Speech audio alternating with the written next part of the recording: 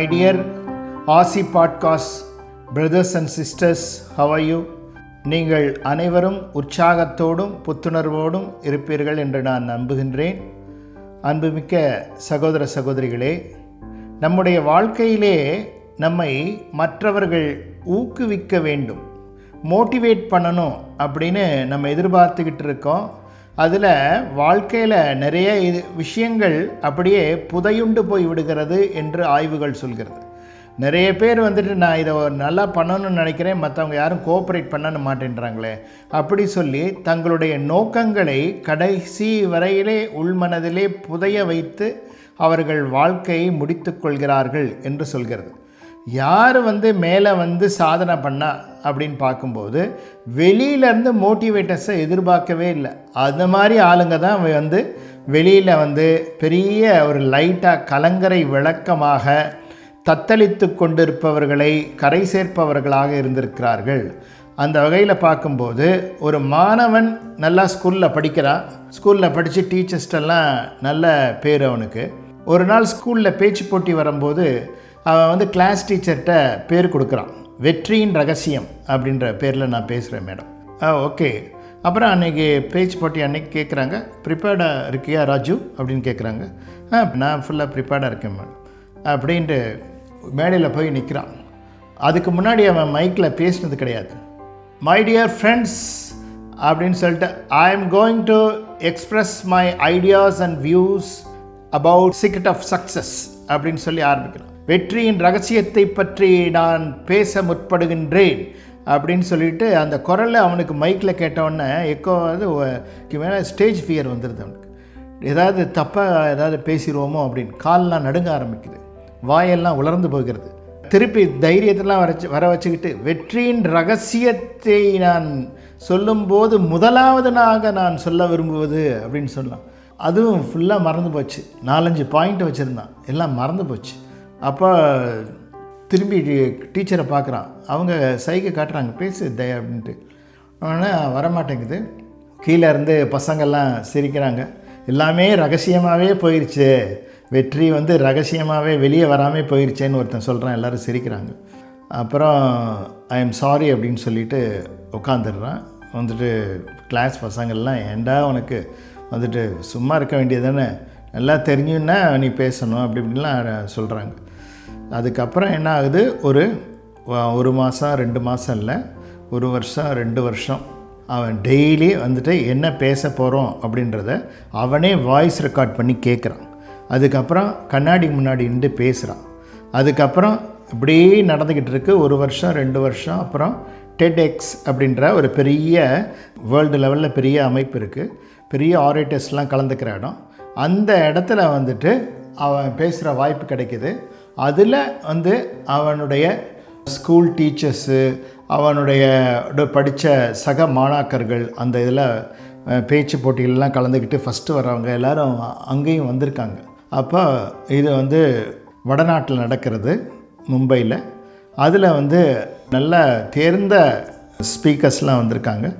அதில் நின்று பேசுகிறான். அவன் இன்றைக்கி என்ன பண்ண போகிறான்ற மாதிரி அவனை பற்றி தெரிஞ்சவங்க நிற்கிறாங்க. பார்த்தா பம்பாட் பண்ணுறான். ஆரேஷன் அப்படியே பிரமாதமாக இருக்கிறது. மேற்கோள் காட்டுறது, பாடி லாங்குவேஜ், ஐ கான்டாக்ட் எல்லாம் பார்த்து வியந்து போகிறாங்க. அதுக்கப்புறம் பேச்சு முடிவில் 1000 பேர் அப்படியே நின்று ஸ்டாண்டிங் ஓவேஷன் கொடுக்குறாங்க. அது அப்புறம் டீச்சர்ஸு அவங்க கூட படித்த பசங்கள்லாம் கேட்குறாங்க, எப்படி இந்த மாதிரி திடீர்னு உனக்கு என்ன சீக்ரெட்டு, அதை சொல்லு முதல்ல, நீ இந்த அளவுக்கு பேசுகிறதுக்கு காரணம் என்ன அப்படின்னு சொல்லும்போது அவன் இரவு பகலாக அவன் ஆட்டோ சஜஷன் கொடுத்தது பிளேசிபோ எஃபெக்ட்னு சொல்லுவாங்க.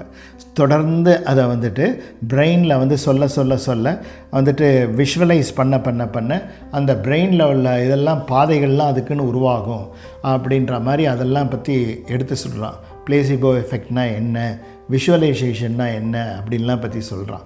அதெல்லாம் இப்போ சமீபத்தில் உலக சாதனை படைத்த விராட் கோலியை 52வது செஞ்சுரி அடிச்சுட்டு அதை பற்றி பேசினார், இந்த விஷுவலைசேஷன் டெக்னிக்கு.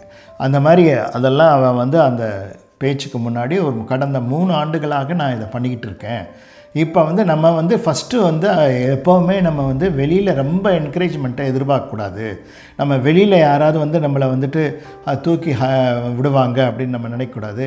நம்மளே கிளைம் பண்ணி மேலே ஏறணும். அதை வந்து ஏறும்போது நிறைய பேர் உற்சாகப்படுத்துவாங்க. நம்ம பீக்குக்கு போயிட்டு எப்படின்றத பற்றி பேசணும் அப்படின்லாம் அவன் சொல்கிறான். அதனால் நம்ம வந்துட்டு நம்ம கூடயே வந்துட்டு நம்ம போட்டி போடணும். ஃபஸ்ட்டு இந்த மாதிரி நம்ம உயர்வை அடைகிறதுக்கு என்ன பண்ணணும் அப்படின்னு பார்க்கும்போது நம்ம வந்து ஃபஸ்ட்டு ஃபிசிக்கலாக வந்து நல்லா ஆக்கிறதுக்கு ஃபிசிக்கலாக கொஞ்சம் கூல் ப்ரீஸில் வாக் பண்ணணும். வாக் பண்ணிவிட்டு வந்து கொஞ்சம் ஸ்ட்ரெச் பண்ணணும். ஸ்ட்ரெச் பண்ணிவிட்டு உடம்பை ஸ்ட்ரெச் பண்ணிவிட்டு அதுக்கப்புறம் வந்துட்டு நம்மளை பற்றியே நம்ம எழுதணும்.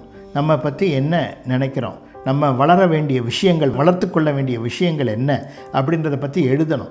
அது தொடர்ந்து அதில் வெற்றி பாதையில் நம்ம போவோம் அப்படின்ற மாதிரி உறுதிமொழிகளை நாம் மேற்கொண்டு நம்ம வந்து எதெல்லாம் அஃபர்மேஷன் கொடுக்கணுன்றதை எழுதி பார்க்கணும்.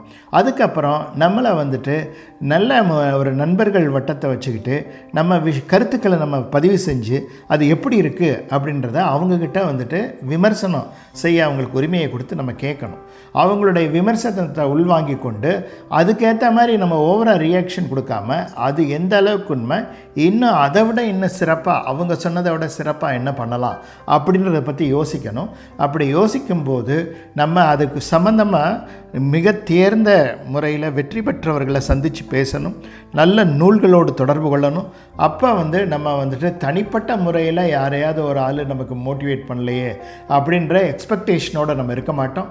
நம்ம வளர்ந்து கொண்டே வருவோம். நம்ம வந்து மற்றவர்கள் எல்லோருக்கும் நம்முடைய நட்பு வட்டத்தில் ஒரு கலங்கரை விளக்கமாக இருப்போம். அதனால் நம்ம வெளியில் எதிர்பார்த்து ஏமாற வேண்டாம். வந்து எதிர்ப்பு, ஏளனம், இகழ்ச்சியை தான் நம்ம ஆரம்பத்தில் சந்திக்க வேண்டி வரும். நம்ம வந்துட்டு எடுத்த உடனே நம்மளை எல்லாரையும் பாராட்டலையே அப்படின்லாம் நினைக்க வேண்டாம். நம்ம 100%, 110%, 120%, 200% அப்படின்னு நம்ம எஃபர்ட்டை இன்க்ரீஸ் பண்ணிக்கிட்டே போகணும். அதுக்கப்புறம் நம்மகிட்ட இருந்து வர எனர்ஜியை வந்துட்டு நிறைய பேருடைய ஆசீர்வாதத்தையும் நிறைய பேருடைய பாராட்டுதலும் தன்னால் வரும். அதை நம்ம எதிர்பார்த்து எதுவும் செய்ய வேண்டாம். அது இயல்பாக நடக்கும். அதனால் நம்ம வந்துட்டு வாழ்க்கையில் வெற்றி அடையணும்னு நினைக்கக்கூடிய பிரதர்ஸ் அண்ட் சிஸ்டர்ஸ் நினைவிற்கொள்ள வேண்டிய விஷயம் என்ன என்று பார்க்கும்போது நம்ம மோட்டிவேட் பண்ணது நம்ம தான் நம்மளை மோட்டிவேட் பண்ணணும். நம்மளை யாரும் வந்துட்டு மோட்டிவேட் பண்ணலையே, நம்மளை எல்லாரும் வந்துட்டு அண்டர் எஸ்டிமேட் பண்ணுறாங்களே, நம்மளை எல்லாரும் கிரிட்டிசைஸ் பண்ணுறாங்களே அப்படின்னு நினைக்க வேணாம். அந்த அடி தான், அந்த கிரிட்டிசைஸ் பண்ணுறாங்க இல்லையா, அந்த ஏளனமான பேச்சு தான் நம்மளை பலகீனமானவர்களை பலம் பொருந்தியவர்களாக மாற்றும். அதனால் நம்மக்கிட்ட இருக்கக்கூடிய பலகீனத்தை விரட்டுவதற்காக வந்த குருமார்கள்னு அவங்கள நினச்சிக்கணும். நம்மக்கிட்ட இருக்கக்கூடிய பலகீனங்கள் எல்லாம் விரட்டப்படும். வாழ்க்கையில் நிச்சயமாக வெற்றி அடைவோம். நம்மளை நாமளே மோட்டிவேட் பண்ணுவோம். சுய கருத்துக்களை, மேலான கருத்துக்களை பதிவு செய்வோம். வெற்றி பெறுவோம் என்று கூறிக்கொண்டு உங்கள் அனைவரையும் வாழ்த்தி வணங்கி நிறைவு செய்கின்றேன். வாழ்க வளத்துடன். RC Podcast by MS Ravishankar Raja.